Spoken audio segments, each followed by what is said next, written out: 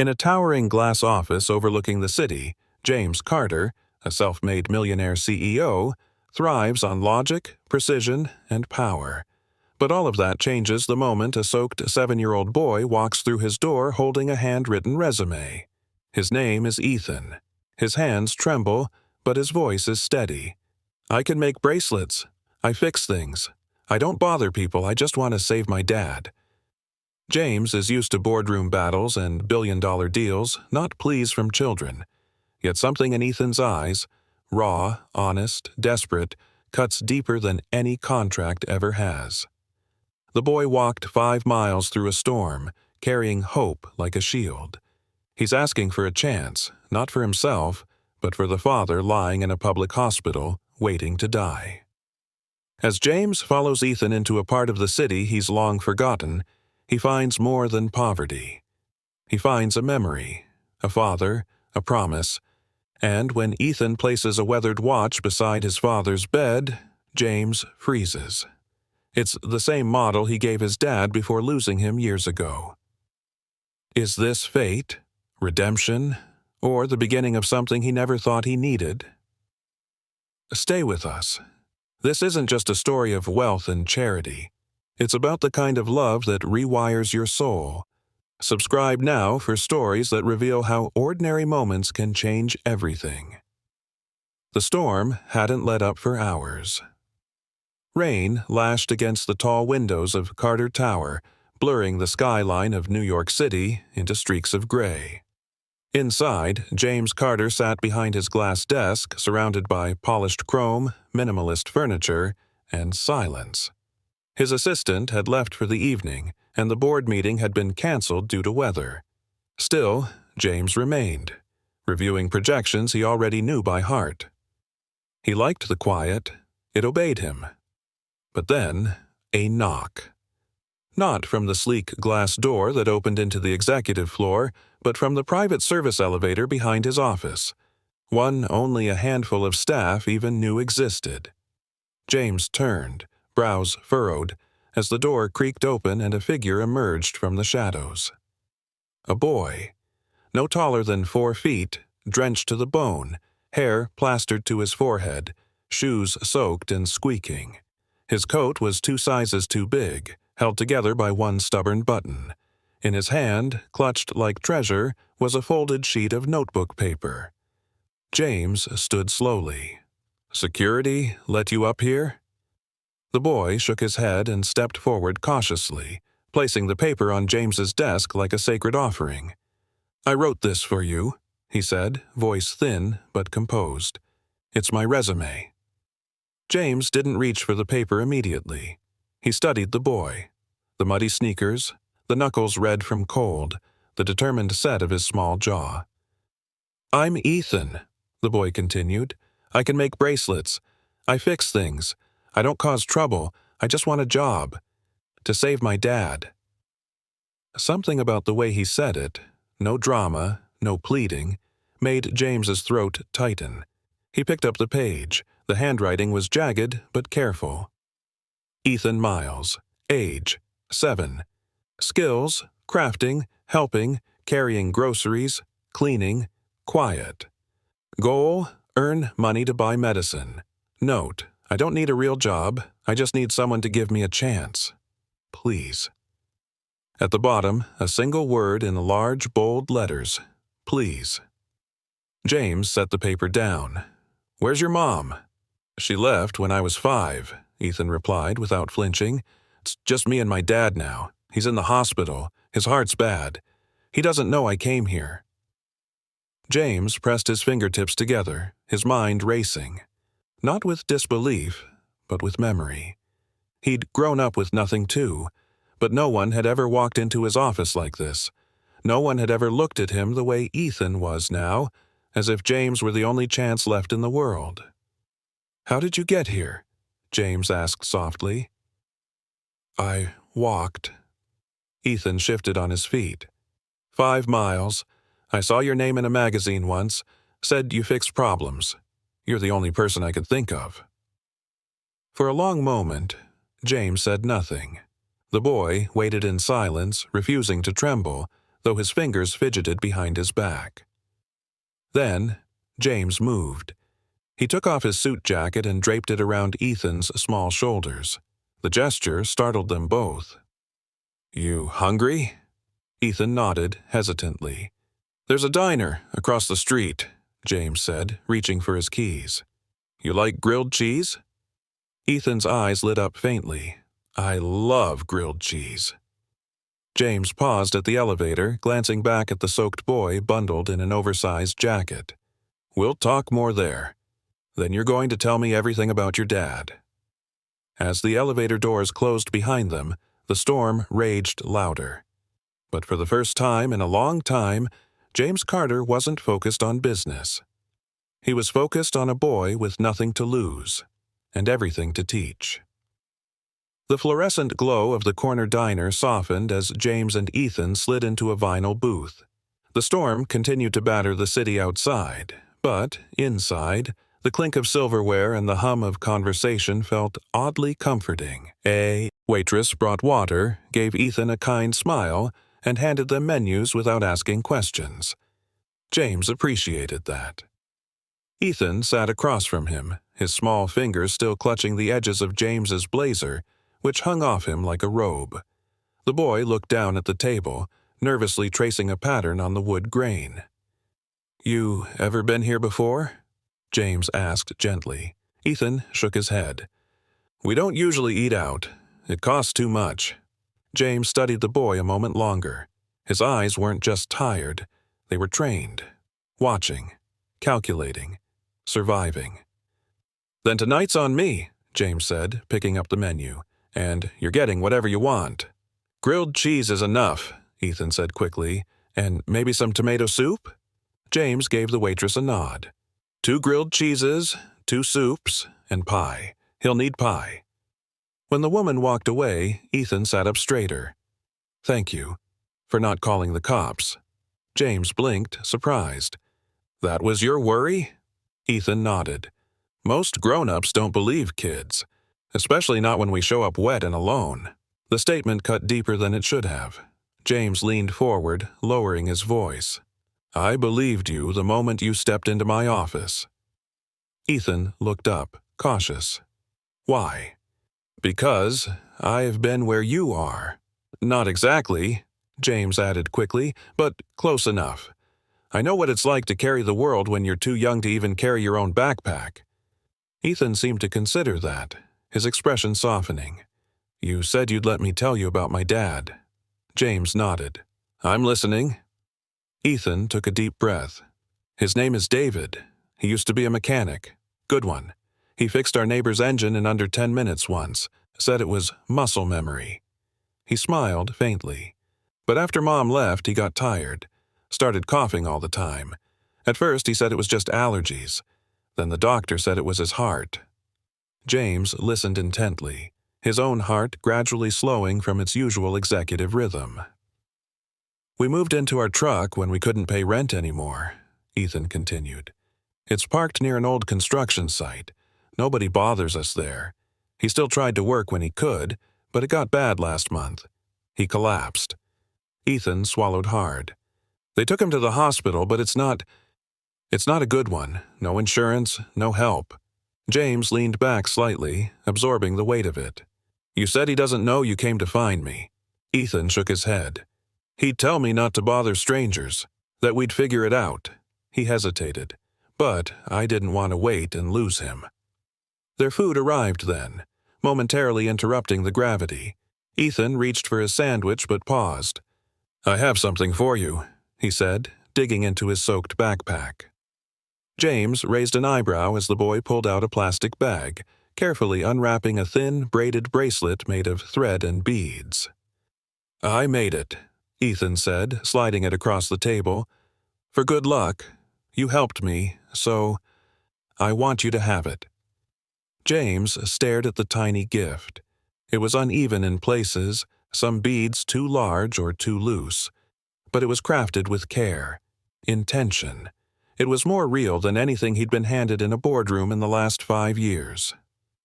"Thank you," he said quietly, slipping it onto his wrist. "It means a lot." Ethan grinned, finally taking a bite of his grilled cheese. He chewed with closed eyes, like it was the best thing he'd tasted in months. Maybe it was. James cleared his throat. "Ethan, if I wanted to meet your dad, would you take me there tomorrow?" The boy nodded without hesitation. "First thing in the morning. Visiting hours start at 8, but are you sure? I don't have anything to give you in return." "You already gave me something," James said, holding up his wrist. "And besides, this isn't a transaction. Sometimes helping someone just matters." Ethan looked down again, this time with the beginning of trust blooming in his small frame. After dinner, James called a car, refusing to let Ethan walk another step in the storm. He rode with him all the way to the temporary shelter where the hospital had placed him for the night. As they stood under the awning, rain pouring behind them, Ethan turned with hesitant hope in his eyes. "You'll come tomorrow, right?" James smiled, gently squeezing the boy's shoulder. 8 sharp, I promise." As the car pulled away and James returned to his penthouse, something inside him stirred. Something dormant. Something dangerously close to feeling. Tomorrow, he'd walk into a place he hadn't been in years. A public hospital. Not as a CEO, not as a fixer, as a man following a promise, to a boy who walked through a storm just to save his father. The next morning, long before most executives stirred their first cappuccino, James Carter stood outside the cracked doors of Brookline County Medical Center. The hospital's beige exterior was chipped and stained by time, its entrance shadowed by an overgrown awning and the weak flicker of fluorescent bulbs. It wasn't the kind of place James was used to, nothing like the private medical suites with skyline views he'd seen for shareholders and CEOs. But something about the cold honesty of it gripped him. Ethan waited just inside the lobby, already alert and freshly scrubbed, his hair still damp from the shelter's morning shower rotation. He gave James a nervous wave. "You came," he said, voice thick with a mix of surprise and relief. "I promised, didn't I?" James replied warmly, brushing the rain from his coat. "And I never break a promise." Ethan didn't answer right away. He just turned and led James through the peeling linoleum hallways with the quiet assurance of a child who'd walked these corridors too many times. They passed tired nurses, coughing patients, and faded posters about flu season and nutrition. James felt every inch of it settle into his chest. Finally, Ethan stopped in front of room 218. The door was half open. "He's in there," Ethan said softly. "He sleeps a lot, but I told him you might come." James stepped inside. The room was dim, filled with the rhythmic beeping of a heart monitor and the low hiss of an oxygen machine. David lay still beneath the thin hospital blanket, his face pale and sunken, eyes closed. Tubes and wires snaked across his chest. His left hand rested motionless on the bed rail, his skin dry and cracked. "He doesn't look like he used to," Ethan murmured from behind him. "He was stronger than anyone I knew." James approached cautiously, the sight almost reverent in its quiet fragility.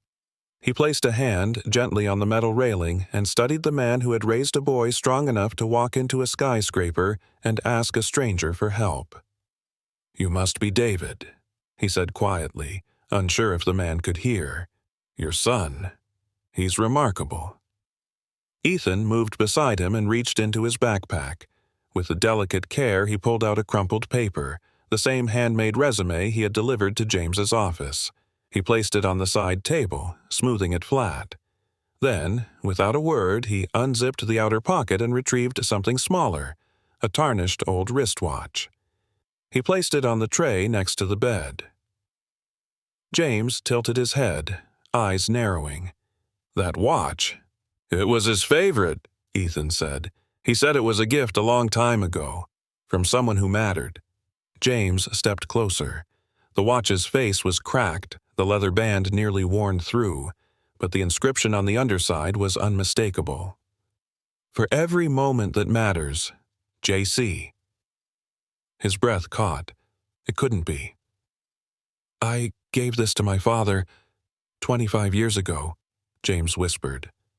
Ethan turned to him, confused. "Your father?" James nodded slowly, memory overtaking him. "He passed it down.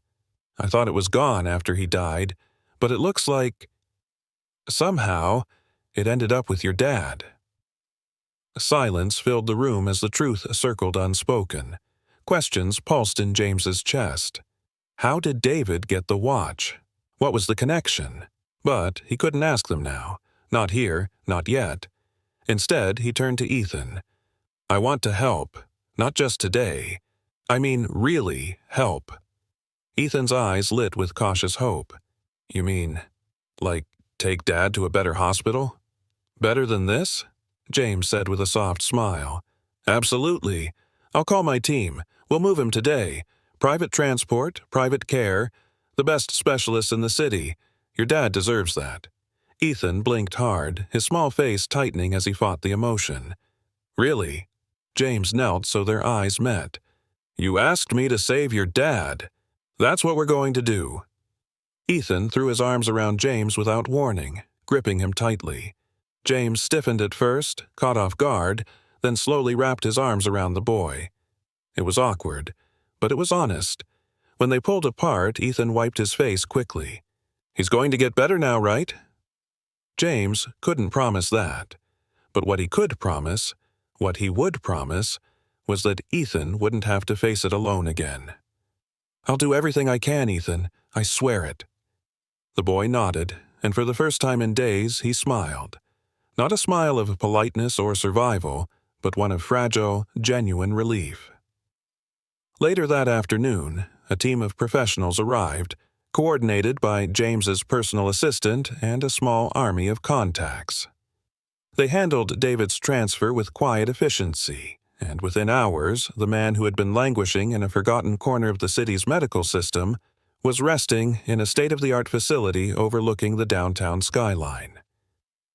Ethan never left his father's side. And James? James stood by the window, staring down at the city he thought he had conquered. Somewhere between that hospital bed and the boy who had walked into his life carrying hope in his hands and a paper resume in his backpack, something in James Carter had begun to shift. And he couldn't look away. The suite at Westbridge Medical Center smelled faintly of antiseptic and eucalyptus. Soft jazz played from a wireless speaker, an intentional touch James had requested, hoping it might soothe the room's sterile edge. David lay unconscious in the adjustable bed, his monitors now whispering steadier rhythms, quieter, less alarming. Outside the floor-to-ceiling windows, sunlight flickered through cloud breaks, warming the room in a way no heater could. Ethan sat curled in an armchair beside his father, his small frame wrapped in a too large hospital blanket. His knees were tucked under his chin, fingers nervously twisting the hem. "He's not waking up," Ethan said, barely above a whisper. James stood near the window, hands in his pockets. "He will," he replied gently, though he wasn't certain. "He's in the best place possible now. Give it time." Ethan turned his gaze to the small side table where the old wristwatch rested, now polished, but still humble. "That was your dad's," he said, more a statement than a question. James walked over, pulling up a chair beside him. He nodded slowly. "Yeah. I gave it to him when I signed my first business deal. It wasn't about the money. It was the first time I felt like I was becoming the man he believed I could be." Ethan studied the face of the watch. "And now, it's with us." James looked at the boy, really looked at him. There was a steadiness in his expression, the kind forged not by privilege but persistence. "Some things," he said softly, "find their way back when they're needed most." Ethan glanced at his father, whose chest rose and fell beneath the hospital blanket. "Do you think he can hear us?" James smiled faintly. "Maybe. I'd like to believe so." Ethan hesitated, then reached into his worn backpack again. From the inner pouch, he retrieved something carefully folded. A small, hand-drawn sketch, crayon, on printer paper, depicting a stick figure boy holding hands with two taller figures beneath a rainbow. On top, in blocky, childlike print, it read, "When my dad gets better, we'll all have dinner together." James stared at the drawing. It was crude and beautiful. "You made this?" "Last year," Ethan murmured, "before he got really sick. I thought maybe if I drew it, it would come true." James swallowed the lump in his throat. "Can I keep it?" Ethan looked at him surprised. "Really?" "I think it belongs in my office," James said. "Remind me of what matters."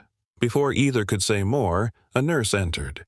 "Mr. Carter, the billing team asked if you'd like to handle things privately." James stood. "Yes, direct everything through me. No calls to family, no paperwork for this kid. Understood?" She nodded. "And Ethan, would you like some lunch, sweetie?" Ethan shook his head, then hesitated. "Do they have grilled cheese?" The nurse chuckled. "I'll see what I can do." James waited until the door clicked shut behind her before sitting again. "Ethan, what happened to your mom?" The boy's expression darkened, the question clearly cutting into something buried. "She left when I was 4, he said flatly. "She said she couldn't handle Dad being sick. One morning, we woke up and she was just gone." James exhaled slowly. "I'm sorry." Ethan shrugged, though it was more reflex than acceptance. "It's better this way. She never came back." Silence hung between them for a moment before Ethan asked, "Do you have kids?" James stared at the watch again, his voice suddenly quiet. "No. I always said I'd wait until I was ready, but ready never came. Just meetings, deadlines, deals. Years went by like train cars. One minute it was someday, and the next, I was alone."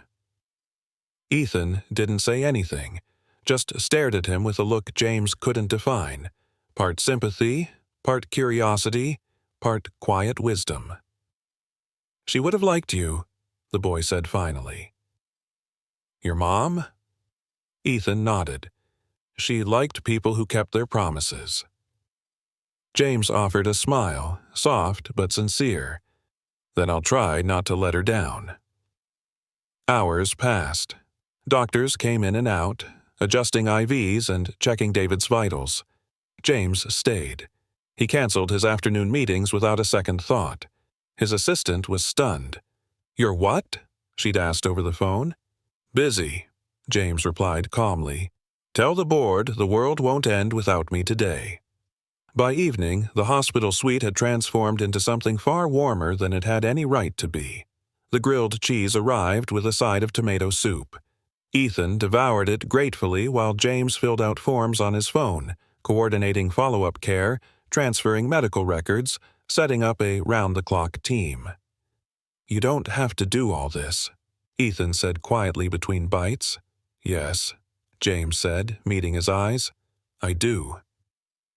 A low groan broke the air. Both turned instantly.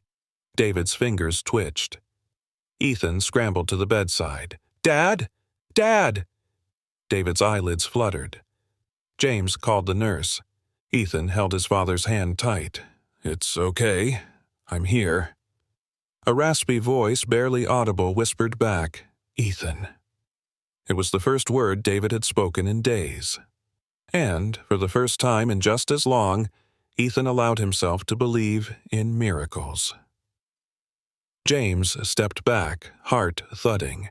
He'd come into this expecting to save a stranger's life. He didn't realize he was saving his own, too. David's lips parted again, trembling slightly. "Ethan." "I'm right here, Dad," Ethan whispered urgently, clutching his father's hand like a lifeline. "It's okay. You're safe now." James stood silently near the foot of the hospital bed, his arms crossed, trying to temper the emotion swelling in his chest. There was something about witnessing this moment, something holy in its rawness, that made him feel as though he were trespassing on sacred ground. David's eyelids fluttered. He blinked, sluggishly registering the room, the IV in his arm, the bright but gentle lights above. His gaze wandered until it landed on James. For a long second, the two men simply looked at each other. James gave a subtle nod. David tried to speak, but the sound that came out was no more than a hoarse whisper.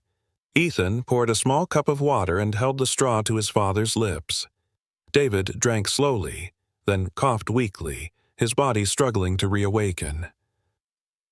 "I thought," he rasped, "I wouldn't see you again, buddy." Tears welled in Ethan's eyes. "You promised me pancakes when you got better." David smiled faintly, his lips barely curling. "Guess I've got work to do." James stepped forward now, his tone calm but sincere. "David, my name is James Carter. I run a logistics firm downtown. Your son walked into my office a few days ago and told me he needed a job to save your life." David's eyes widened, his hand instinctively gripping Ethan's tighter. "You helped him?" James nodded. "He helped me first. I just didn't realize it at the time." The emotion on David's face flickered between disbelief, gratitude, and confusion. "Why would a man like you—" "Because someone once helped me," James interrupted gently, "and I've spent too many years forgetting what that meant." There was silence again. Not the heavy kind, but something tender and reverent, like the space left between the lines of a favorite song. "I don't know what to say," David murmured. "Don't say anything," James replied. "Just get better." Over the next few days, David's recovery was cautious but promising. His vitals stabilized, color returned to his face, and the doctors were optimistic. The private medical suite allowed for constant monitoring, a level of care that had previously been unthinkable for the small family. Ethan never left his dad's side, except to eat or stretch when James gently insisted. They developed a quiet rhythm, Ethan sketching in a notebook, James handling business calls in the corner of the room, and David drifting in and out of sleep, slowly piecing himself back together. On the fourth day, as the sun rose behind the city skyline, James arrived with a surprise, a box of warm pancakes from a diner he remembered from his own childhood. "I figured we'd better make good on a promise," he said as he laid the tray on the table. David, now propped up on pillows, smiled genuinely for the first time since waking. "Smells like Saturday mornings." Ethan's face lit up. "You remember?" David chuckled softly. "How could I forget the only meal I never burned?" They ate together slowly, with deliberate joy. Each bite carried more than flavor. It held memory, love, and the promise of something healing. Later that afternoon, a social worker named Teresa arrived. She was kind, middle-aged, with glasses that slid constantly down her nose. She carried a file and a gentle, matter-of-fact tone. "We're reviewing David's case now that he's stable," she explained to James, "but we'll need a plan for Ethan while his father fully recovers." James stood by the window, watching as Ethan built a house of playing cards on the rolling table. What kind of plan? "Well," Teresa replied, glancing at her clipboard, "temporary guardianship, possibly placing Ethan with a foster family unless there's a relative. Do you have any family nearby, David?" David looked away. "No one I'd ask." James turned, his voice firm but respectful. "He doesn't need a foster family. He has me." Teresa blinked. I'm sorry?" "I'm not his blood relative," James admitted, "but I'd like to offer temporary guardianship. I've already covered the medical bills, and I've arranged for a private apartment for when David is discharged." Teresa studied him, uncertain. "That's very generous, Mr. Carter, but we usually—" "I'm not asking for special treatment," James interrupted, his voice calm but unwavering. "I'm asking for what's best for Ethan." There was a pause. Then Ethan, who had been listening the whole time, softly said, "I want to stay with him." Teresa looked from the boy to his father, then to James. Her expression slowly softened. "I'll need to run this through legal," she said. "But it's promising." That evening, after she left, David turned to James. "You didn't have to do that." "I know," James replied. "Why are you doing this?" James looked at Ethan, then back at David.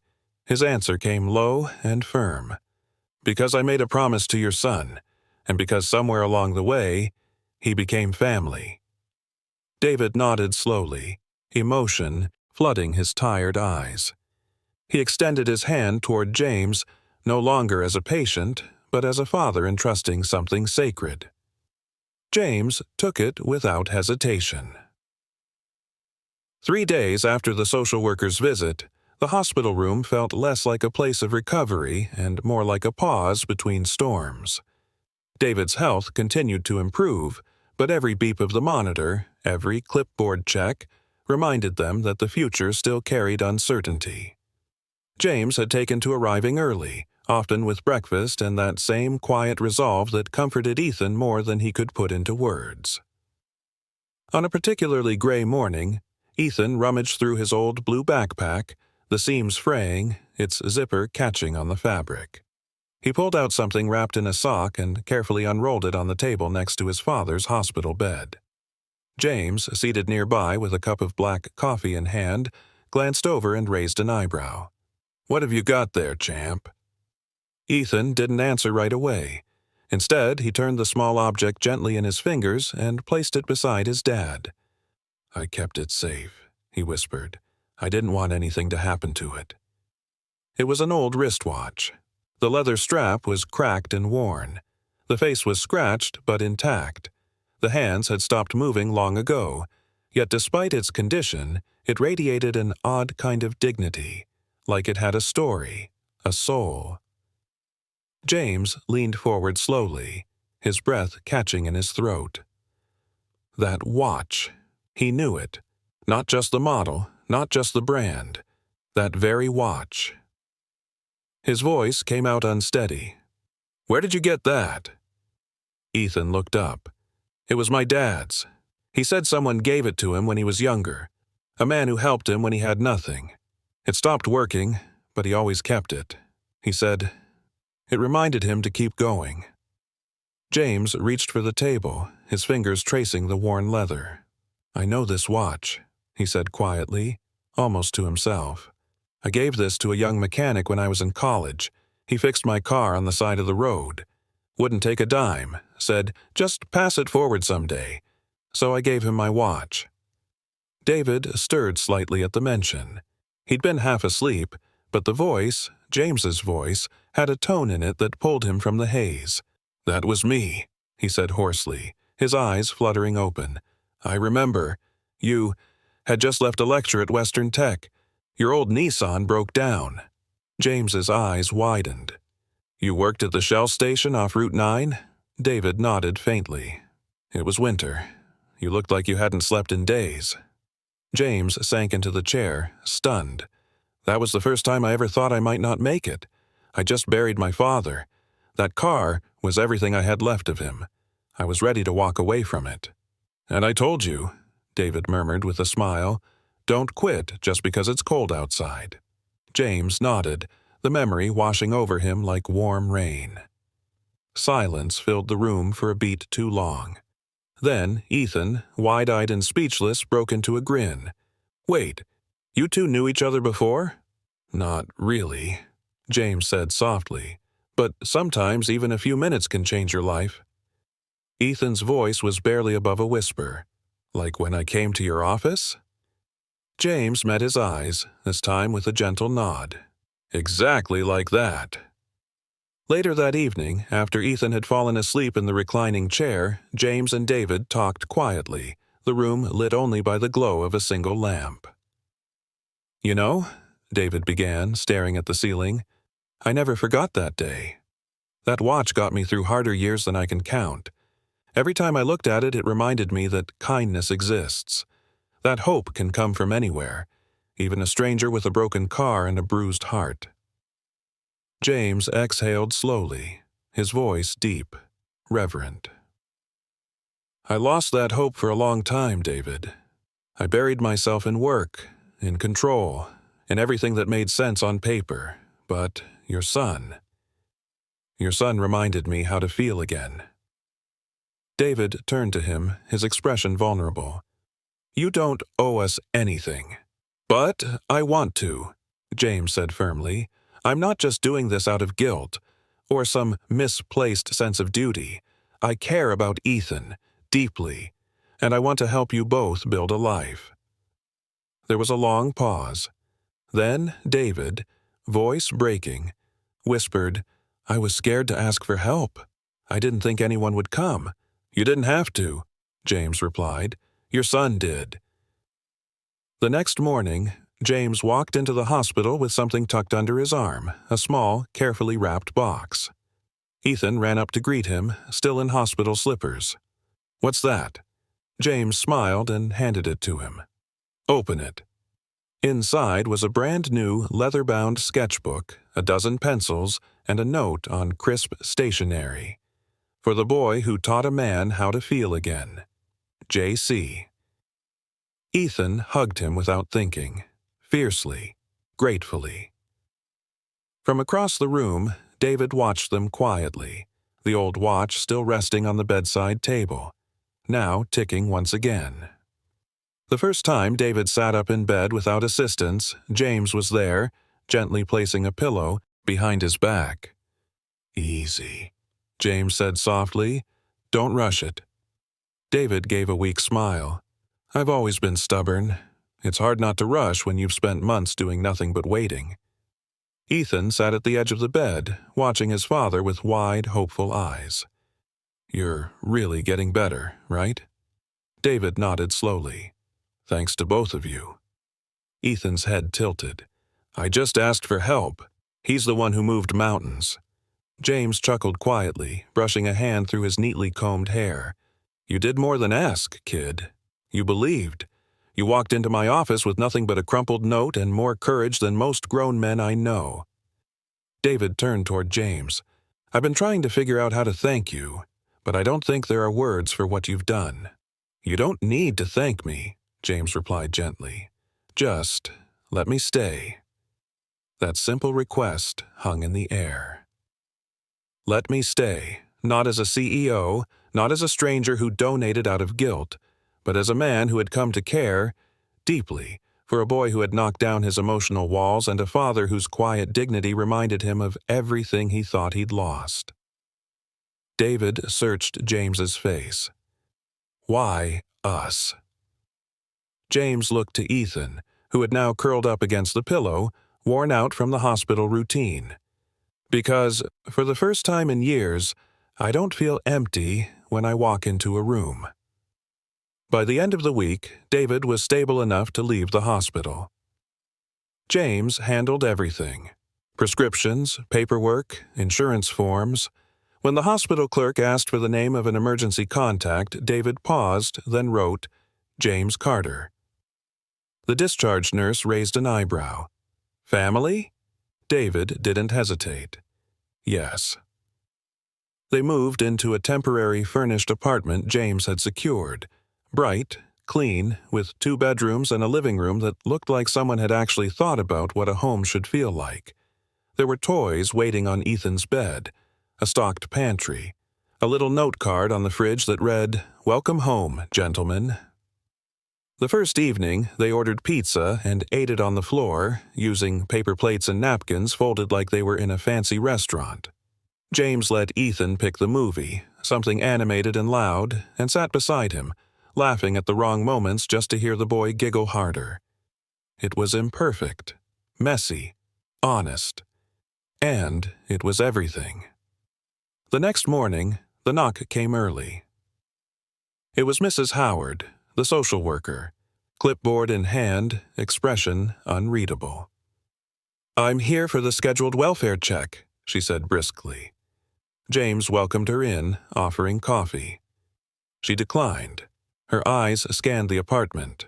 Clean, organized, full of small touches that revealed someone had taken great care.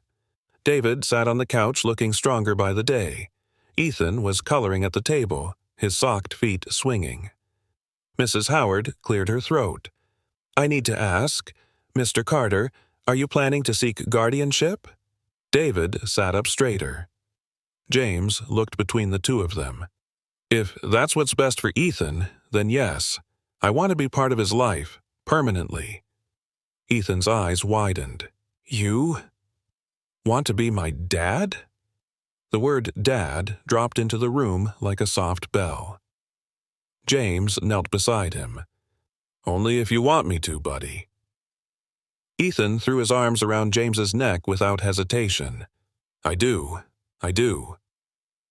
Mrs. Howard blinked, a rare softness flickering across her face. She made a note on her clipboard and said quietly, "Then I suggest you start the process officially, and quickly. You have my support." Later that night, David and James stood on the small balcony, the city lights painting their faces in gold and silver. "You don't have to do this," David said again, not out of doubt, but humility. "I get to do this," James replied. "That's the difference." David let out a slow breath. "I used to wonder if anyone would ever come for us, if this life was just it, struggle after struggle." James placed a firm hand on his shoulder. "You saved me as a kid. Maybe I was just always meant to return the favor." David looked over at his son, now fast asleep on the couch, a blanket draped over him, the sketchbook James had given him lying open beside his head. "I think he saved both of us," David said softly. James nodded. "And I plan to spend the rest of my life proving he was right to believe." Ethan sat cross-legged on the couch, his tiny hands carefully opening the weathered backpack he never let out of his sight.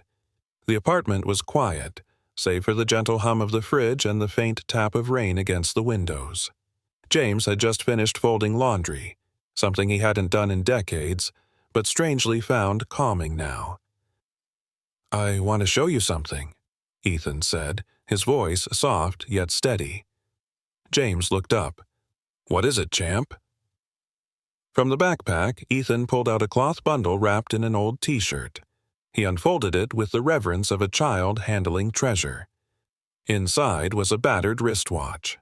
The face was scratched, the leather band cracked, but James froze the moment he saw it. He stepped closer, knees suddenly unsteady. Where did you get that?" Ethan looked up. "It belonged to my grandpa. Dad said he gave it to him when he left home for the first time." James knelt beside the boy, heart pounding. His fingers reached out, trembling slightly to touch the edge of the watch face. He knew that watch. He had it custom-made for his father's retirement. Only one existed with that specific engraving on the back. Time can't change love. J. James turned the watch over. It was there, the exact words. His voice cracked. "Ethan, your grandfather. His name was Matthew Carter?" Ethan nodded. "I think so. Dad never talks about him, just says he was gone a lot." James's chest tightened. "That was my father. Ethan, that watch, your dad, David. He's my brother." The silence that followed was almost too much to bear. James slowly sank onto the floor, his back against the couch. Decades of distance, of questions left unasked, and time lost suddenly came crashing down on him. Ethan tilted his head, watching him carefully. "So, you're really family?" "I didn't know," James whispered. "I swear I didn't know." Ethan placed the watch in James's open palm. "Then maybe this was meant to help you remember." That evening, the truth unraveled slowly over coffee and quiet tears. David, still recovering but stronger with each passing day, listened with cautious eyes as James explained. "I thought you'd moved on," James said, voice low with guilt. "When Dad passed, I was overwhelmed. The company needed everything from me, and I let our family drift." David gave a hollow laugh. "You didn't let us drift, James. You let us drown." The words stung, but they were fair. James didn't deny it. "You're right, and I can't fix the past. But I want to be part of the future, not out of guilt, but because I should have been there all along."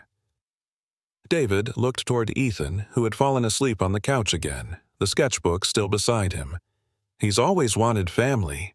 He kept that watch like it was sacred. "It was," James said quietly. "Dad always said time is the only thing we can't buy back, and now I understand what he meant." David exhaled deeply. "You're doing good by him. Better than I expected." James smiled weakly. "I'm trying." The next morning, James scheduled an appointment with his company's legal team. Not for corporate restructuring, not for expansion, but for guardianship documents. He wanted no room for error. "If something ever happens to David," James said firmly, "Ethan must be protected. I want everything locked in." His lawyer raised a brow. "Mr. Carter, this is highly personal. Are you sure?" "I've never been more sure." That evening, he returned to the apartment to find David sketching on the balcony with Ethan beside him. Ethan held up the drawing proudly. "It's our house, but with trees. You said you always wanted trees, right, Dad?" David smiled. "Always." James stepped forward. "How about we make that happen?" Ethan looked up. "You mean, like a real house?" "With a real yard," James said. "And a dog, if you want one." David blinked. "James." "No pressure," James added quickly. "But I found a place. Quiet neighborhood. Good schools. It has a porch swing and a backyard with a treehouse. It needs laughter. And drawings on the fridge." Ethan jumped to his feet. "Can we go see it?" James nodded, heart swelling. "Tomorrow morning." That night, as James sat alone in his own penthouse, walls too high, floors too silent, he realized just how little space mattered when it wasn't filled with love. The watch lay on his nightstand. He turned it over in his palm again, rereading the words he had once engraved for his father. "Time can't change love." No, it couldn't. But love, it could change everything else. As he closed his eyes, James didn't dream of boardrooms or profit margins. He dreamed of laughter in hallways, of pancakes on Saturday mornings, of being called Uncle James, or even just family. And for the first time in years, sleep came peacefully. Sunlight filtered through the curtains of the modest hospital suite. David's breathing had stabilized overnight, and though his voice remained raspy, there was a light in his eyes that hadn't been there in weeks. James arrived early, a steaming cup of black coffee in each hand, and a warmth in his chest that felt unfamiliar, yet welcome.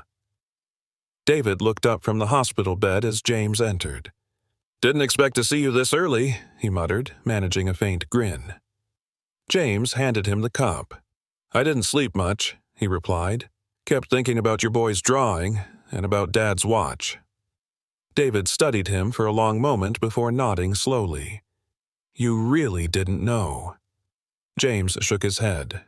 "If I had. David, I would have never let you go through all this alone." There was silence, but it wasn't cold.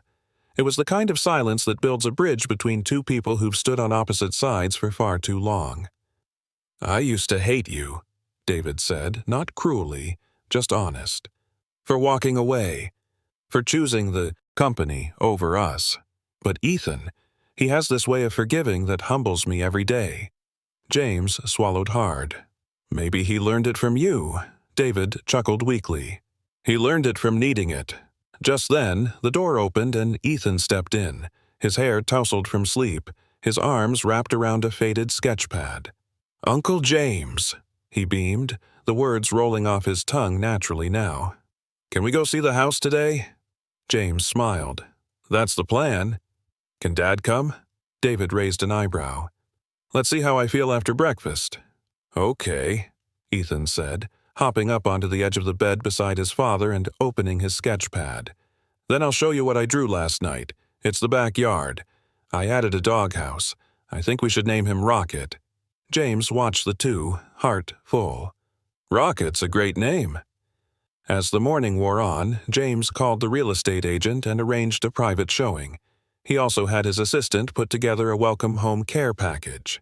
Essentials, groceries, books for Ethan, and even a beginner's guitar, remembering what Rachel had mentioned about Ethan's musical interest. That afternoon, with David's nurse's permission, they made the short drive to the house. Nestled on a quiet street with large oak trees and wraparound porches, the home felt like a place where new beginnings could finally settle. Ethan ran through the yard, his laughter echoing in the crisp air, and James and David stood at the top of the steps. "You really bought this?" David asked, eyes narrowing. James gave a small smile. "It's just a house, David, but with you two in it, maybe it becomes something more." David looked out over the yard where Ethan was pretending to race Rocket, the imaginary dog. "You sure you want to be part of this mess?" "I'm not here out of pity," James said firmly. "I'm here because I missed too many years already, because Ethan deserves a family, and so do you." David's eyes glistened. "You might be the only man I know who says something that bold and actually means it." They stepped inside. The house was still unfurnished, but the hardwood floors gleamed with possibility. Ethan ran room to room, calling out names. "This one's mine, that one's Dad's, and this one can be yours." James froze in the hallway, his hand on the doorframe. "Mine?" "Yeah," Ethan said, walking back to him. "If you want it, it could be your weekend room." James knelt beside him. "I'd be honored, Ethan." Later, back at the hospital, the doctor confirmed David was responding well to treatment.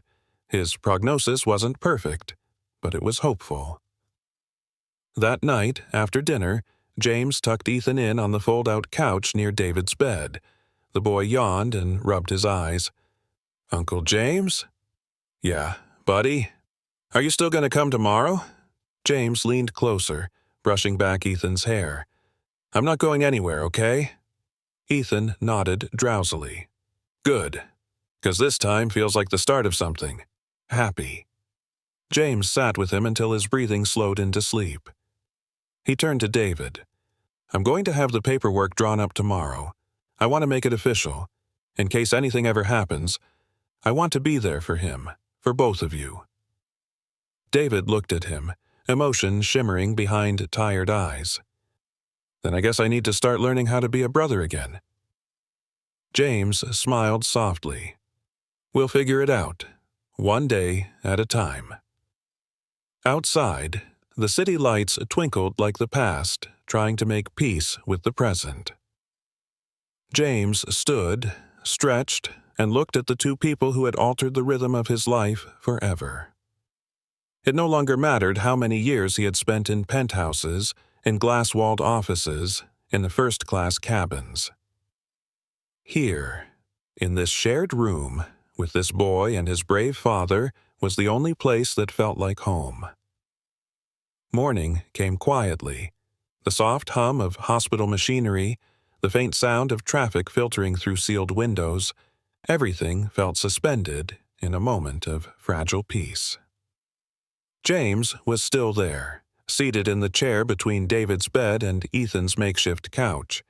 He hadn't planned on staying the night, but when Ethan had mumbled, "Please don't leave," his heart had overridden any obligation that once dictated his life. David stirred. At first, it was a twitch, barely perceptible. Then, his fingers flexed, and his head turned slowly toward the sound of Ethan's quiet breathing. His eyes opened, not fully, but enough to register light, shadow, and the unmistakable presence of his son. "Ethan?" he rasped, hoarse and dry. James jolted upright. "David?" he said gently. "Hey, you're awake." David blinked again, lips trying to form a full word. "I'm here," Ethan mumbled in his sleep, turning over under the blanket, eyes still closed. David let out a breath. It was shallow but relieved. A tear slipped down his cheek. James leaned in. "You've been asleep a while, man. But you're okay now. You're safe." It took effort, but David nodded. He shifted his gaze to James and studied him with renewed clarity. "You stayed," David said, voice barely audible. James smiled softly. "Of course I did." David tried to say more but closed his eyes from the exertion. The moment lingered, sacred and weighty. When the nurse walked in a minute later, she gasped quietly and rushed to alert the attending doctor. A hum of hope returned to the floor like a sunrise breaking over a long, cold night. Later that morning, after David was stabilized and the doctor confirmed his progress, James and Ethan walked down the corridor to the hospital garden. It was a modest space, a few benches, trimmed hedges, a patch of grass, but to Ethan, it might as well have been a wonderland. He jumped from stone tile to stone tile, pretending they were stepping stones over lava. "Don't fall in," James warned playfully. "I never do," Ethan said with a grin, then looked up with sudden seriousness. "Uncle James, can I ask something? Anything. If something bad ever happens again, you'll still stay, right? Even if you're busy." James crouched to his level, meeting the boy's earnest eyes. "I've spent most of my life being busy with things that didn't matter. You and your dad? You matter. I'm not going anywhere, okay?" Ethan nodded slowly, like he was letting that promise sink deep into his bones. Just then, James's phone rang. He looked down. It was his board chairman. Again. Ethan saw the name flash on the screen. "It's okay if you need to answer." James sighed. "You know what? It can wait." He silenced the call. Ethan beamed. "Want to see my newest bracelet design?" "Only if you teach me how to make one." Back upstairs, David was sitting up, a nurse adjusting his pillows. He looked stronger already, color returning to his face. "I heard you two were out causing trouble in the garden," he said with a faint smirk. James chuckled. "Just the usual lava monsters and life advice." David turned serious. "I can't thank you enough for everything. The doctors say, without that transfer I wouldn't have made it." "You don't need to thank me," James replied, sitting beside him. "You've been fighting alone for too long. You don't have to anymore." There was a beat of silence before David looked over. "I've been thinking about what you said, about guardianship. You really mean that?" James nodded. "I want Ethan to have every protection he deserves. If anything happens, I want that too," David said, cutting him off gently. "He's already started calling you Uncle James like he's known you forever. Maybe you were always meant to be part of his story." James blinked slowly, overwhelmed by the weight of that truth. Maybe he's the one who rewrote mine. That afternoon, a social worker arrived to discuss Ethan's case. They asked questions, observed interactions, and noted the emotional bond between the three. James provided documentation, along with the deed to the new home, and evidence of support for both David and Ethan. It was clear this was no temporary charity case. This was a family in the making. As the social worker left, she turned and said, "Mr. Carter, children don't always need perfection. They need presence. Whatever you're doing, it's working." James nodded quietly, her words echoing in his chest. Later that evening, Ethan insisted they all celebrate with a dinner party, which involved hospital cafeteria grilled cheese, orange soda, and a cupcake from the nurse's station. They sat in a circle, paper napkins in their laps, laughing as Ethan declared it the best dinner ever. "You know what's missing?" Ethan said suddenly. "A name for our team." David raised an eyebrow. "Our team?" "Yeah," Ethan said. "We're like a family, but also like superheroes." James laughed. "What do you propose?" Ethan thought hard, then grinned. "The Fix-It 3, 'cause we all fix things. Dad fixes engines, I fix jewelry and people's moods. And you—" James waited. You fix the stuff people forget to feel. James swallowed hard, smiling through the sting in his eyes. The fix-it. 3 it is, he whispered, raising his soda can in a toast. And under the dim glow of fluorescent hospital lights, 3 hands met in the middle, warm, strong, and together. A week later, the sterile white walls of the hospital room had become strangely comforting. David's condition had steadily improved, his voice stronger, his appetite returning, his mind clearer. Each day, Ethan arrived early, clutching his sketch pad and a new bracelet pattern. James came right after, often carrying coffee and breakfast sandwiches none of them had asked for, but always finished. They had settled into something soft and steady, something that, despite the beeping monitors and IV poles, felt almost like peace. But James knew peace was fragile. And one morning, it cracked. It started with a quiet knock at the door. A woman in a charcoal blazer stepped in, clipboard tucked under one arm. Her badge read, Denise Harper, Department of Family Services. "Mr. Carter?" she asked gently. "May I speak with you and Mr. Williams?" Ethan looked up from the corner where he was building a tower of crayons. David nodded toward the hallway. "We'll be right outside, bud." They followed Denise down to a small consultation room, beige and windowless. James had seen war rooms less intimidating. "I want to start by saying this isn't a bad meeting," Denise said as they sat, "but it is important." She glanced at the file in her lap. "Mr. Williams, your recovery is going remarkably well, but because of your prior hospitalization, lack of income, and unstable housing, though through no fault of your own, there are procedural questions about Ethan's long-term custody." David stiffened. "Wait, what are you saying?" James leaned forward. "He's not losing his son, is he?" Denise shook her head gently. "Not necessarily, but we are obligated to ask whether there's a more stable, long-term guardian available, someone who has already stepped into a primary caregiver role, demonstrated consistent support, and has the means to provide full-time care." Her eyes met James's with deliberate clarity. "In other words," James said slowly, "you're asking if I want to be Ethan's legal guardian." David sat in stunned silence. The weight of the question hung between them. James turned to him. "David, before you say anything, I never planned this, but the more I've been here, the more I realize Ethan's already part of me, and I think I'm already part of him." David looked down, then back up with eyes glistening. "You love him, don't you?" "I do," James said hoarsely, "but more than that. I respect him, and I respect you." Denise interjected softly. "Mr. Williams, you would still retain full parental rights. This would simply allow Mr. Carter to make legal decisions in your absence. It's not about taking Ethan away.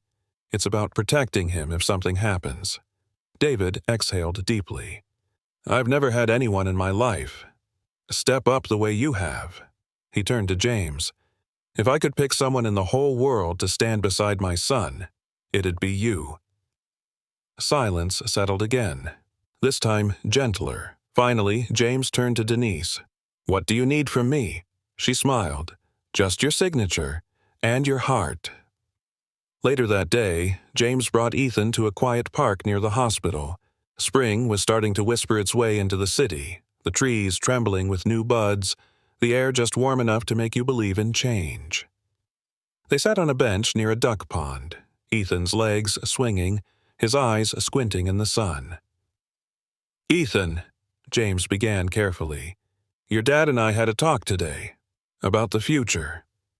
The boy turned to him, alert but calm. "You know how families come in all shapes, right? Some kids have 2 parents, some have 1, some are raised by grandparents or aunts or people who love them very much." Ethan nodded. "Like us?" "Exactly like us," James said, his voice thick with emotion. "So, Your dad wants me to be someone who can always look out for you. Not just today or tomorrow, but whenever you need me." Ethan tilted his head. "Like a backup dad?" James laughed softly. "Something like that. Will I still get to live with Dad?" "Of course," James said quickly. "Nothing changes between you and him. This just means, if he's ever sick again, or something happens, I'll be there. I'll always be there." Ethan was quiet for a long moment. Then he pulled something from his pocket, a thin string bracelet with beads that spelled James. "I made this yesterday," he said, holding it out. "Didn't know why, but I think maybe now I do." James's hands trembled as he tied it around his wrist. "Thanks, kiddo," he whispered. "I'll never take it off." That night, back in his penthouse, James sat alone for the first time in weeks. But it didn't feel empty. On his coffee table sat Ethan's sketch pad. On his kitchen counter, David's prescriptions. And on his wrist, more valuable than any Rolex, was a bracelet that grounded him to something real. Family. His phone buzzed. It was Ethan. A selfie from the hospital bed, goofy face and a thumbs up. The caption read, "See you tomorrow, backup dad." James smiled through the tears. He replied, "Not backup, just dad." 3 months later, the world looked different. Not because the skyline had changed or the city moved slower, but because James Carter, the man once known for never breaking routine, now made breakfast every morning for 2 people who had once been strangers, but now filled his world with meaning. The penthouse had softened. Toys lined the edges of the living room. Drawings hung beside art once worth thousands. The scent of pancakes, slightly burnt, often replaced the sterile aroma of polished stone and designer candles. And that morning, as James stood at the stove flipping uneven pancakes, a voice called from the hallway. "Dad, I can't find my blue hoodie." It still startled him a little, that word. Not in a bad way, in the kind of way that made something flicker behind his eyes. Pride, fear, gratitude. He called back, "Check under the beanbag, champ. Last night it became a spaceship." Ethan's laugh echoed, followed by a crash, then a triumphant, "Found it!" David emerged from the guest room, though it had stopped being a guest room long ago, wearing sweatpants, a flannel shirt, and an ease in his shoulders that had taken months to return. His color was better, his strength was back, and most importantly, the fear in his eyes had faded. "You're burning breakfast again," David smirked, walking toward the kitchen. James glanced at the lopsided pancakes. "It's abstract cooking." David chuckled. "You mean inedible." They stood there for a moment, sharing the silence that only comes from people who've been through the worst and come out the other side intact. "You ever think we'd be here?" James asked softly, setting a plate down. David looked around the room, the kid-sized shoes by the door, the framed bracelet Ethan had made, now proudly displayed above the mantel. "Not in a million years," he admitted. Ethan bounded in moments later, backpack slung across his shoulder. "Ready!" James crouched beside him, carefully tucking a granola bar into the side pocket. "Field trip today, right?" "Yep. Museum of Science," Ethan beamed. "I'm going to find the planetarium and name a star after you." James smiled, his throat tight. "I think the sky already knows your name." As the 3 walked down to the car, they passed the building's doorman, who no longer greeted James with a stiff formality but with a warm, "Morning, gentlemen." The driver opened the SUV door and Ethan climbed in, chatting about constellations and comets. David slid in beside him. James lingered for a second before getting in. There was one last thing to do. Later that afternoon, James stood in front of the old brick hospital, the public one, where this had all begun. He walked inside, past the front desk, and made his way to the small donation plaque wall near the atrium. The newest addition gleamed in polished bronze. The Ethan Carter Children's Wing, in honor of every child who believes in stars. funded by James Carter and Family. He traced the engraved words with his fingertips. "We did good, kid," he whispered to the empty hall. "We really did." That evening, after dinner and a messy art project involving glue, glitter, and what used to be a coffee table, the three sat together on the balcony, watching the city breathe under the setting sun. Ethan leaned against James's arm. "Hey, Dad," he murmured. James brushed a hand over his hair. "Yeah, buddy? Do you think stars remember people?" James paused. "I think the best ones do." Ethan smiled sleepily. "Then I hope Mom sees us." David reached over, resting a steady hand on James's shoulder. "She does." Silence followed. Not heavy, not sad, just full. Then Ethan looked up. "Are you staying? Forever?" James didn't hesitate. "I'm already home." Ethan grinned, eyes closing as he whispered, "Okay, then I'll never be scared again." The night closed in around them, but no one moved to go inside, because some moments, like the warmth of belonging, the sound of a child breathing peacefully, the knowledge that love can grow in the most unexpected places, should be allowed to linger. And there, under a sky full of remembered stars, three people once broken by the world sat whole again. Not perfect, but real. A man who thought he had everything. A child who thought he had no one, and a father who thought he was out of time. Together, they discovered the only kind of wealth that matters. Family.